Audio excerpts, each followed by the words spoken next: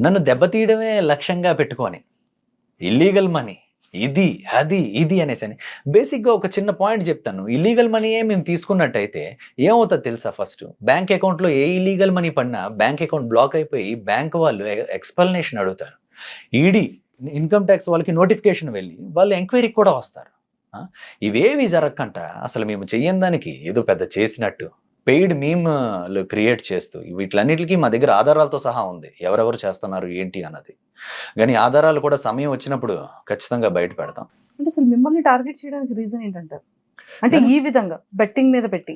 Betting apps చేసాడు, హర్ష సాయి చేసాడు అంటున్నాడు. హర్ష సాయి చేసిన ప్రమోషన్స్ ఎప్పుడైనా మీరు చూసారా? అవతల వాళ్ళని డిస్ట్రాక్ట్ చేసినట్టు, అదేంటో క్లారిటీగా అర్థమయ్యి అర్థం కానట్టు ఉంటది. బాధ్యత, ఆసక్తి మీ ఆసక్తి బట్టి మాత్రమే బాధ్యత అన్నది ముఖ్యం అంటాడు. ఇప్పుడు హర్ష సాయి చేస్తే ఆ విధంగా చేస్తే ఈ దాంతో ఇప్పుడు హర్ష సాయి చేసే దాంతో నేను చేయలేదనుకోండి. నేను చేయను అన్నాననుకోండి. సింపుల్‌గా కంపెనీ వాళ్ళు ఏం చేస్తారు? అదే డబ్బుల్ని వేరే వాళ్ళకిస్తాడు.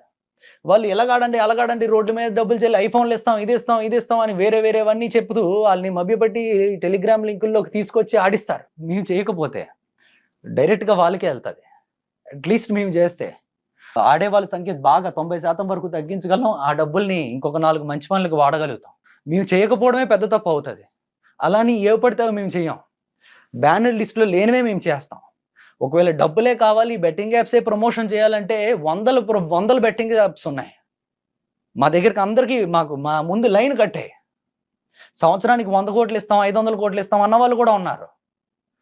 గానీ మేము ఏ రోజైతే అలా తీసుకోలేదండి. మేము తీసుకున్న ప్రతి రూపాయి సపోజ్ ఒక స్టోరీ పెట్టి అందులో ఎంతో కొంత మిగిలిందనుకోండి. మేము అవి వేరే వాటిలకి దాస్తాం. ఒక గుడిని ఇప్పుడు మేము డెవలప్ చేయడానికి ప్రయత్నిస్తున్నాం. దాన్ని కూడా ఆపడానికి ట్రై చేస్తున్నాం. ఆ గుడిని డెవలప్ చేయించడం వల్ల ఆ చుట్టుపక్కల ఉన్న 100 గ్రామాల మీద దాని ప్రభావం పడతది.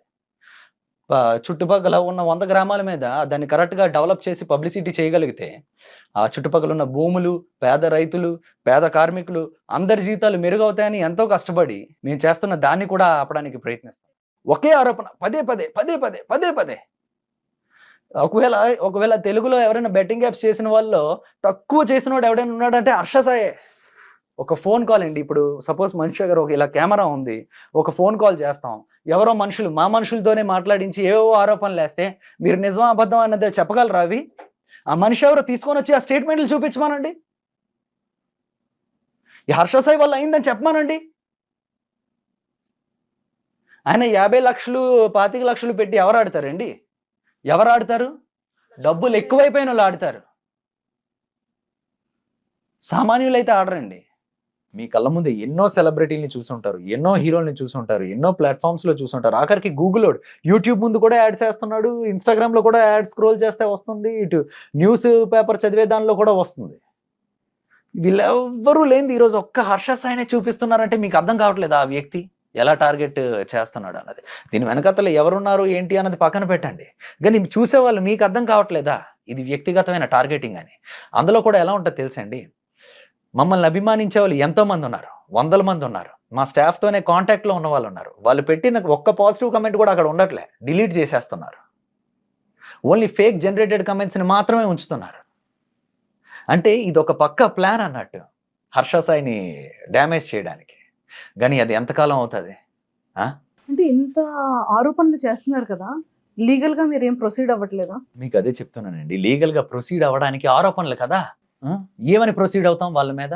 ఎవరిని ఇబ్బంది పెట్టడం మా ఉద్దేశ్యం కాదండి. అలా పెట్టాలనుకుంటే ఇన్ని లక్షలు సంపాదిస్తున్న హర్ష సాయి తిరిగి ఏవి చేయలేడా? అలాంటి ఆరోపణలకి, అలాంటి ఫేక్ మనుషుల్ని ఇంకా పెట్టి చేయించలేడా? తిరిగి అటాక్ చేయించలేడా? గానీ ఒకటే నమ్ముతానండి.